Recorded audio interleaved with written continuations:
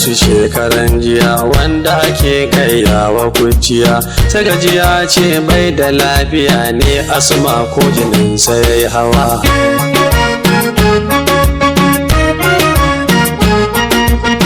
Haka sai na lura yan uwa wasu da yawa sun ɗauki mutuwa rashin lafiya ce ko kuwa tsufa ne hanyar ta yan uwa. Lafiya ba garkuwa ba ce yan ajali ya sauka yan uwa. San ɗauki in kana da lafiya ga koshi kuma ga ƙuruciya ka tarin nera da dukiya wai kai ka nisanci mutuwa. Lafiya ba garkuwa ba ce yan ajali ya sauka yan uwa. Sun ɗau wanda kwabai da lafiya ko gane yan uwansa bai iyawa mariri ko maririya wannan shi ke da mutuwa. Lafiya ba garkuwa ba ce yan ajali ya sauka yan uwa.